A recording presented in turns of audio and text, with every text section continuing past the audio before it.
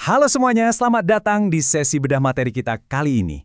Pernah nggak sih Anda ngerasa udah kehabisan suara setelah ngajar di depan kelas seharian, tenaga udah terkuras habis, tapi murid-murid tetap aja kelihatan bosen dan sepertinya nggak nyerap apa-apa? Kalau iya, tenang aja, Anda sama sekali nggak sendirian. Nah, hari ini kita bakal bongkar tuntas gimana caranya mengubah kelas IPA SD Anda dari yang tadinya cuma sesi ceramah satu arah yang bikin capek, menjadi zona penemuan yang super aktif, seru, dan pastinya berpusat pada siswa. Kita mulai dari realita di lapangan nih.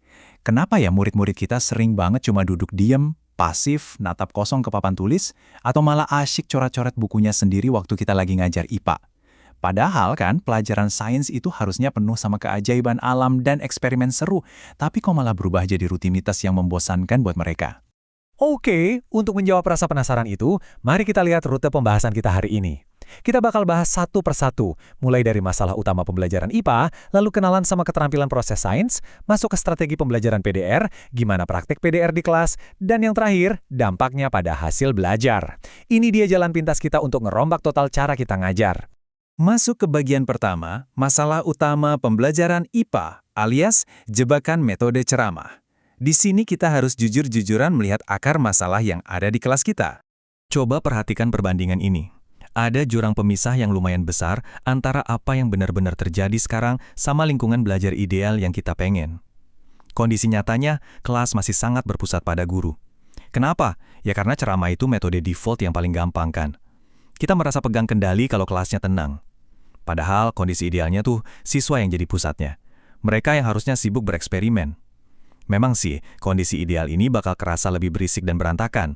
Tapi ya cuma itu satu-satunya cara buat ngebangun pemahaman yang mendalam, bukan sekedar hafalan yang bakal langsung hilang abis ujian kelar. Bayangin deh kasus yang mungkin sering banget kita temuin ini. Ada kelas 5 SD lagi belajar soal pencemaran lingkungan. Gurunya berdiri di depan, ceramah non-stop selama 40 menit ngebahas definisi limbah tanpa pakai media apa-apa.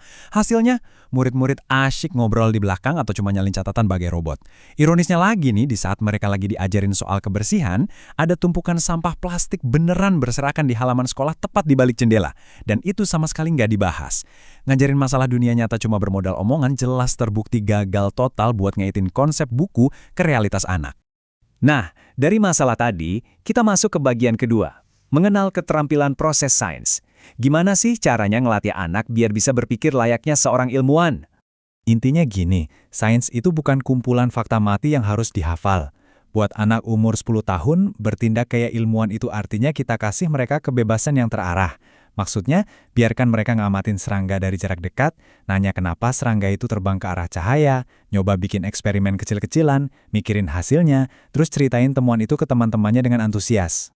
Keterampilan ini tuh ada jenjangnya loh, seperti yang tergambar di sini. Kita bisa mulai dari keterampilan proses sains dasar dulu misalnya, sekedar mengamati warna atau tekstur daun gugur. Nah, kalau udah terbiasa, baru kita naik level ke keterampilan terpadu yang agak kompleks, kayak merumuskan hipotesis kenapa daun dari pohon A lebih cepat kering dibanding pohon B.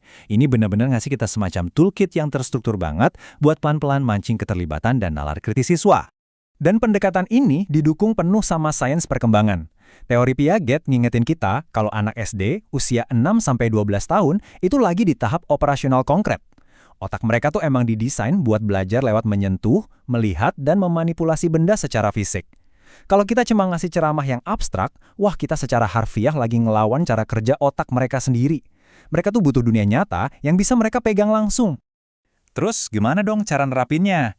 Yuk masuk ke bagian ketiga, strategi pembelajaran PDR. Di sini kita bakal ngejembatani teori tadi ke praktek, apalagi di bawah payung kurikulum Merdeka yang sekarang. Nah, daripada milih metode ceramah, kita bisa pakai alur 3 tahap yang super efektif ini, presentasi, diskusi, dan resitasi, atau disingkat PDR. Tahap presentasi itu buat ngasih stimulus awal yang bikin mereka penasaran. Terus, tahap diskusi ini tempat di mana keajaiban terjadi. Anak-anak kerja kelompok, debat, dan pakai nalar tingkat tinggi atau HOTS buat mecahin masalah. Terakhir, tahap resitasi, yang fungsinya buat ngunci semua pengalaman tadi jadi sebuah pemahaman dan tanggung jawab pribadi. Biar lebih kebayang, kita lanjut ke bagian keempat, praktek PDR di kelas.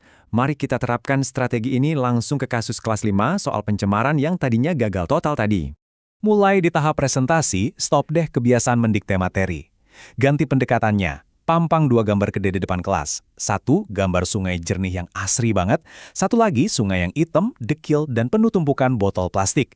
Habis itu, tembak mereka dengan pertanyaan pemantik yang bikin mikir. Apa yang bakal terjadi sama tubuh kita dan desa kita kalau lingkungan penuh sampah kayak gambar yang kedua ini?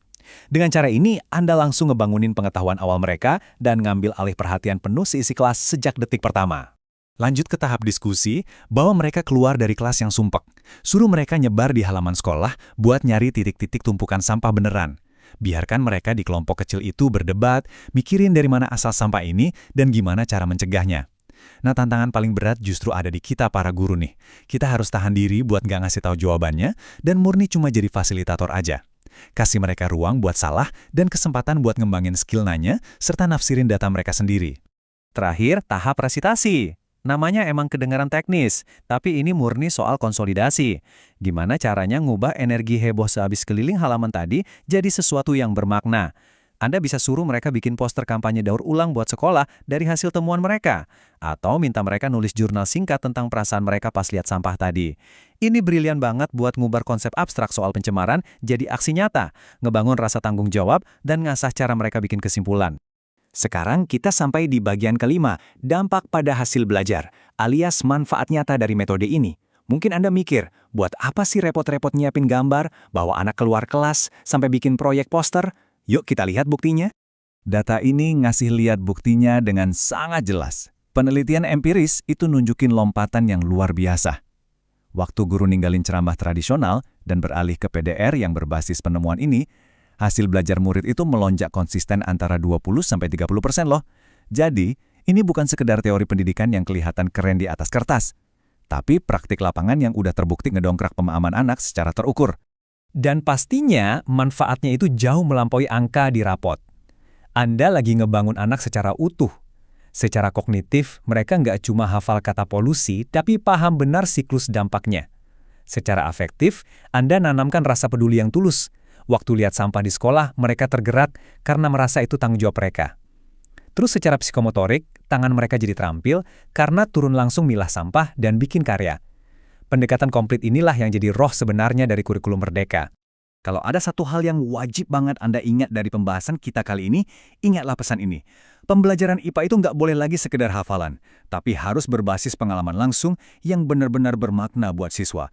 Sains itu bukan sekedar daftar fakta buat dihafal besok ujian. Sains itu petualangan seumur hidup buat mengenali dunia tempat mereka tinggal. Sebagai penutup sesi kita, saya pengen Anda ambil jeda sebentar. Coba bayangin wajah murid-murid di kelas Anda dengan semua wawasan baru soal strategi PDR dan gimana cara kerja otak mereka pas belajar ini. Apa sih satu hal pertama yang bakal Anda ubah di kelas Anda besok pagi? Selamat mencoba ya, dan mari kita ciptakan pengalaman belajar yang gak akan pernah mereka lupakan.